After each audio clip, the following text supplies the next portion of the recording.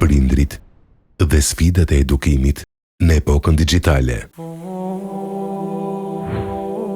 Nëse do të ktheheshim disa dekada pas, rreziqet që kërcënonin fëmijët tanë kishin emra dhe fytyra.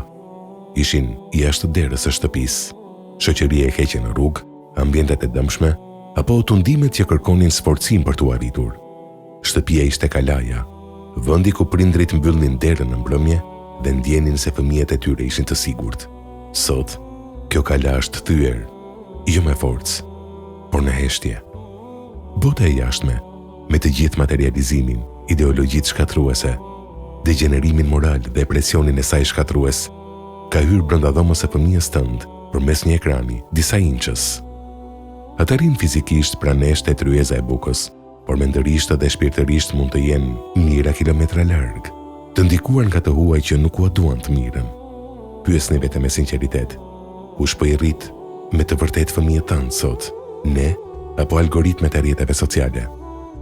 Fëmijët nuk janë thjesht një vazhdimsi e jona biologjike apo një dekor për të mburur para shoqërisë. Në konceptin islam, fëmia është amanet, një besim hyjnor i dorëzuar në duart tona me afat të caktuar. Ata lindin në natyrshmëri të pastër, fitra, si një fletë e bardhë, ku ne shkruajmë me veprat, fjalët dhe ambientin ton. Allahu i madhëruar na drejtohet në Kuranin fisnik me një thirrje drejtëruese që duhet të tronditë ndërgjegjen e çdo prindi. O ju që keni besuar, ruani veten dhe familjet tuaja nga një zjarr, lënda djegëse e të cilit janë njerëzit dhe gurët, të cilin e mbikëqyrin engjëj të rreptë të ashpër që nuk i kundërshtojnë urdhrat e Allahut dhe bëjnë atë që urdhërohet. Surja Tahrim 6. Vini re radhiten hyjnore, ruani veten dhe familjet tuaja. Nuk mjafton të shpëtosh veten duke u falur e duke agjëruar, ndërsa lë familjen të tërhiqet nga rryma e shkatërimit moral. Profeti Muhammed, paqja dhe mëshira e Allahut qofshin mbi të, e përkufizoi qartë përgjegjësinë tonë administrative dhe shpirtërore kur tha: të gjithë ju jeni barinj dhe secili prej jush është i përgjegjshëm për tufën e tij. Udhëheqësi është bari dhe është i përgjegjshëm për nënshtetasit e tij. Burri është bari në familjen e tij dhe është i përgjegjshëm për të. Gruaja është barie në shtëpinë e burrit të saj dhe është e përgjegjshme për të. Në ditën e gjykimit, pyetja e parë pas besimit tonë individual do të jetë për mënyrën se si kujdesem për ata që na besuan. Për të edukuar fëmijët e kësaj epoke, duhet së pari të kuptojmë atë. Rrjetet sociale janë dizenjuar shkencërisht për të krijuar varësi përmes lirimit të dopaminës. Fëmijët tanë sot po rriten me një standard të rrem realiteti. Atyre u kërkohet të jenë perfekt, të bukur, të pasur dhe të pëlqyer nga të gjithë. Kjo gjeneron një nivel ankthi dhe pamjaftueshmërie që më parë nuk ekzistonte. Kur fëmia nuk gjente prindi dëgjim pa gjykim, ngrohtësi dhe mirëkuptim, ai kërkon zvendësues. Ekrani bëhet mik i tij, sepse nuk e kritikon. Rrjeti shoqëror bëhet stres sepse i jep vëmendjen e rreme që i mungon në shtëpi. Gabimi ynë më i madh si prindër sot është përdorimi i dy metodave ekstreme të gabuara, ose kontrolli absolut me dhunë e bërtitje, ose braktisja e plot me arsyetimin, kjo është koha e tyre. Që të dyja këto rrugë dërgojnë në dështim. Kur kërkojmë zgjidhjen, Kurani na ofron modelin më të bukur të edukimit, metodën e Lukmanit të urtë me të birin. Shikoni se si drejtohet ai fëmijës së tij para se t'i jap rregulla apo urdhra. Ai nuk i thot bëje këtë se ashtu them unë, por i drejtohet me fjalët më të ëmbla. O biri im. Allahu na e dokumenton këtë bisedë edukative në surën Lukman. Dhe kujto, kur Lukmani i tha birit të vet, duke këshilluar: o biri im, mos i shoqëro Allahut asgjë në adhurim. Vërtet, shirku të bërit shok Zotit është një padrejtësi e madhe. Surja Lukman 13. Dhe më pas vazhdon të mbjellë mbikëqyrjen e brendshme, jo frikën nga syri i prindit. O biri im, edhe se ajo, vepra, të jetë me peshën e një kokre mustard, e të jetë e fshehur brenda ndonjë shkëmbi, ose në qej apo në tokë, Allahu do ta sjellë atë në dritë.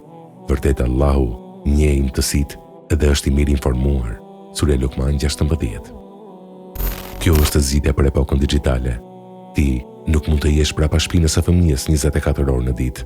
Nuk mund t'i kontrollosh çdo mesazh apo çdo faqe që hap. Por nëse mbjellte ai vetë dijen se Allahu e sheh atë edhe atëherë kur ekrani është i fshehur në errësirë, ti ke dhënë atij mburojën më të fortë shpirtërore. Si mund ta zbatojmë këtë në realitetin tonë sot? Ja 4 hapa konkret për ta shpëtuar shtëpinë tënde.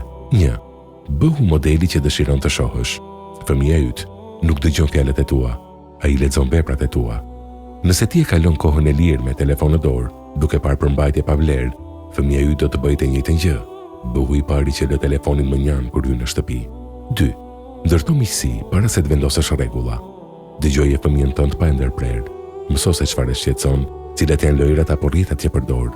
Kur të ketë një problem apo të bëjë një gabim në internet, ai duhet të di se prindi është personi i parë i cili mund të vrapojë pa pasur frikë se të gjykohet apo goditet. 3. Vendos struktura dhe hapësira pa teknologji. Krijoni rregullat përbashkëta familjare, asnjë telefon te tryeza e bukës, asnjë ekran në dhomën e gjumit pas një ore të caktuar.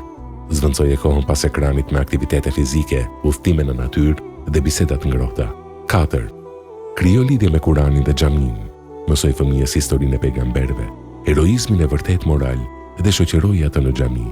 Fëmijë që ndjen përkatësi në një bashkësi besimtarësh nuk do të kërkojë përkatësi te grupet e rrezikshme online. Edukimi është një udhëtim i gjatë që kërkon durim të jashtëzakonshëm. Do të ketë ditë që do të ndjesh se po dështon, ditë ku fëmia do të rebelohet, por mos e humb kurrë shpresën dhe mos e ndal lutjen. Nuk ka armë më të fuqishme për prindin se sa duaja e sinqertë për fëmijën e tij. Profeti alayhis salam ka thënë se lutja e prindit për fëmijën është prej lutjeve që nuk kthehen mbrapsht. Përsëriteni çdo ditë lutjen e robërve të Zotit nga surja Al-Furqan. Zoti ynë na dhuron nga bashkëshortët tanë edhe pasardhësit tanë, gëzimin e syve tanë dhe na bëj shembull për të devotshmit. Surja Furqan 74. Punoni me përkushtim, vendosni kufi me dashuri dhe lëreni rezultatin në dorën e Allahut.